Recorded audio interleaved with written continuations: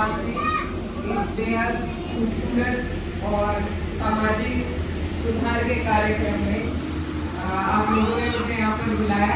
मैं तहे दिल से शुक्रिया अदा करना चाहती हूँ आप सभी का, आप सबका जो गोवा फाउंडेशन की तरफ से जिन्होंने इस काम की शुरुआत की, और साथ ही हमारे बहुत ही काबिल जाबाज हमारे प्रधान जी, अभी उनसे बात हो रही थी तो बता रहे थे सब इंस्पेक्टर की जॉब छोड़ के उन्होंने समाज में शिक्षा के लिए वो बहुत काम कर रहे हैं। तो आपका बहुत बहुत धन्यवाद, आपको शुभकामनाएं। और सबसे पहले माफी चाहूंगी कि थोड़ी देर से हम आए, प्रोग्राम 12 बजे का था, लेकिन कुछ अधिकारियों से मिलने का समय उसी वक्त का मिला तो यहाँ आने में देर हुई।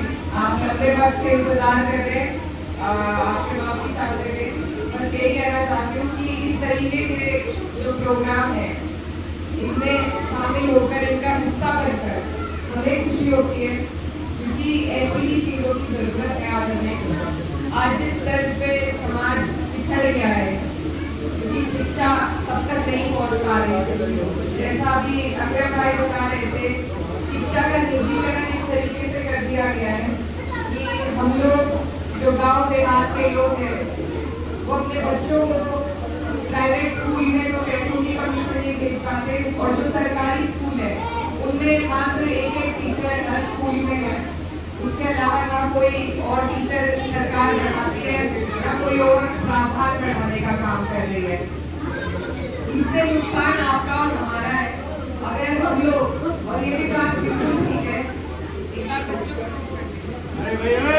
कम्युनिटी अगर जब तक उठेगी नहीं और हम लोग सवाल नहीं करेंगे, कोई नेता हो, कोई सरकार हो, कोई अधिकारी हो, सब आपके काम के लिए बैठे हैं करने के लिए, उनसे जब तक हम अपने अधिकारों की मांग नहीं करेंगे तब तक हमें हमारे बच्चों को उनके भविष्य के लिए ना तो सही से शिक्षा मिल पाएगी ना स्वास्थ्य मिल पाएगा। तो इस तरह की जो शुरुआत है एक गांव के स्तर पे, ये बहुत ही काबिले तारीफ है। खास तौर पर यहाँ पर हर समाज की महिला बैठी है, तो वो देखकर बहुत अच्छा लगा कि भाईचारा जो है वो हमारी महिलाओं में इतने और होना भी यही चाहिए। हम लोगों को जो सरकार काम नहीं करना चाहती वो लोगों को धर्म के जाति के आधार पर लड़ाती है, क्योंकि जब एक लड़ाई आपस में रहेगी तो कोई भी सवाल नहीं पूछेगा, कोई इस तरीके से इकट्ठा नहीं बैठेगा। तो ये बहुत अच्छी बात है अगर हम लोग सब अपने मौलिक नैतिक अधिकारों के लिए इकट्ठा हो, एकजुट हो और फिर सवाल करें, चाहे हम हिंदू हैं या मुस्लिम हैं, चाहे हम दलित हैं, पिछड़े हैं, गुर्जर हैं, जाट हैं, आप ये बताइए हमारे बच्चों के पढ़ाई के लिए, उनकी शिक्षा के लिए क्या आपने इंतजाम किए, तब जाकर सरकार मजबूर होगी काम करने पर। अगर हम आपस में ही लड़ते रहेंगे तो उनका एजेंडा सफल होगा। तो इसलिए ये बहुत अच्छी बात मुझे सबसे ज्यादा यहाँ पर लगी, क्योंकि बच्चे किसी के लिए शिक्षा सबको चाहिए, स्वास्थ्य सबको चाहिए, और इन चीजों की जगह अगर हम सिर्फ शिक्षा और स्वास्थ्य की लड़ाई लड़ेंगे तो आपका और हमारा भला होगा।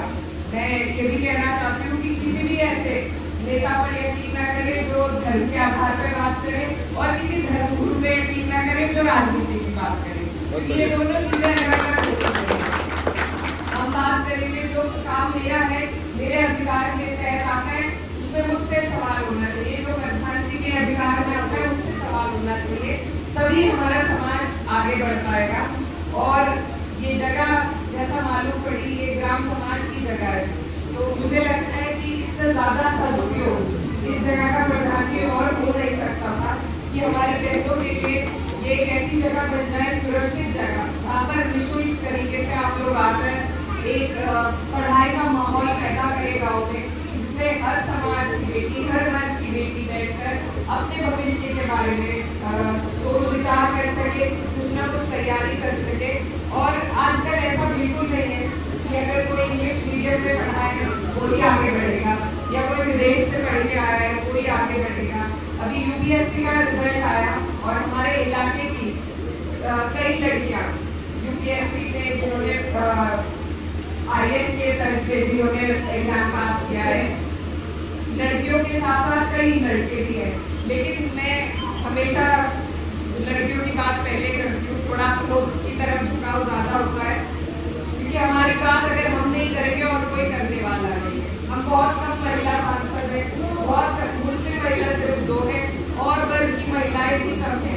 तो हमारी भागीदारी, हमारी हिस्सेदारी जब तक नहीं होगी तो हमारे लिए कोई आवाज उठाने वाला नहीं है। एक नियम लाया गया है जिसमें महिलाओं को रिजर्वेशन दिए, लेकिन अब तक लागू नहीं हुआ है। तो हमें भी एकजुट का जब तक हम इस तरीके से नहीं बनाएंगे, हमें भी हमारे अधिकार सिर्फ कागजों में मिलेंगे, असलियत में नहीं मिलेंगे। तो बहुत जरूरी है कि महिलाएं अपनी आवाज उठाना खुद सीखें, अपनी लड़ाई लड़ना खुद सीखें। और एक प्रथा और चलती है कि प्रधानी में अगर कोई सीट रिजर्व हो जाती है तो उसमें भी एक ऑर्गेनिक लीडरशिप हमें खड़ी करनी है। जरूरी नहीं है किसी राजनीतिक घराने से ही लोग निकल कर आए। आप लोग कोशिश कीजिए, आपस में एक ऐसा समूह बनाइए कि कोई ऐसा व्यक्ति आपके बीच में से निकल के आए जो सही तरीके से काम कर सके, चाहे वो ग्राम स्तर पे हो या कोई जिला पंचायत स्तर पे हो। क्योंकि इस तरीके से जब महिलाएं अपनी आवाज उठाने लायक बनेगी, काबिल बनेगी, तभी अपनी समस्याओं का समाधान ढूंढ पाएगी। इनके सिर्फ चूल्हे तक महिलाएं आज सीमित नहीं है, लेकिन चूल्हे की समस्या सबसे ज्यादा महिला समझती है। तो उस समस्या का समाधान अगर कोई करा सकता है, आटे दाल का भाव अगर कोई सरकार से सही तरीके से पूछ सकता है तो वो महिला है। तो इसलिए आप लोग अपने बीच में से लीडरशिप पैदा कीजिए, जागरूकता जिस तरीके से तैनात कर रही है, बहुत अच्छा लगा और बहुत अच्छी ये मीटिंग यहाँ पर हो रही है।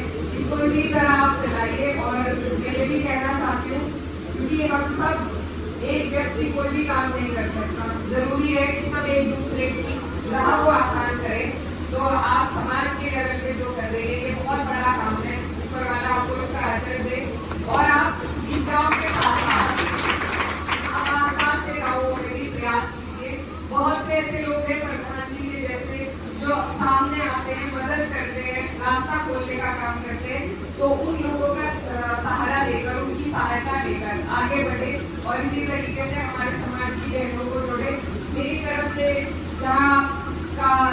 जहाँ मुझे मिलाएंगी, मैं इसी तरीके से प्रोग्राम कोई छोटा बड़ा नहीं होता, प्रोग्राम इसी तरीके के जो है सामाजिक सुधार के वही सबसे अच्छे होते हैं। तो आप जहाँ बुलाएंगे हम भी वहाँ पर उपस्थित होंगे। आपको जरूरत पड़े, थोड़ा सा टाइम का ऊपर नीचे हो जाता है, उसके अलावा मैं जहाँ आप कहेंगे वहाँ पहुँचूंगी। और इसी तरीके से अगर हम सुधार की और अपनी बुनियादी चीजें हैं उनकी बात उठाएंगे, तभी हम असली बदलाव लेकर आ पाएंगे। इस मामले में कभी कभी हमारा भी ध्यान पे अधिकारियों में इधर उधर भटक जाता है। तो ये आप जैसे लोग हैं जो हमें इस रास्ते पर लाने का प्रयास करेंगे और आपके प्रयासों के साथ हम खड़े हैं। आपको बहुत बहुत बधाई, बहुत बहुत शुभकामनाएं। आप जितने भी लोग यहाँ पर मौजूद हैं, एक बात का और कहना चाहती हूँ, ये सिर्फ उद्घाटन का कार्यक्रम ना रखें,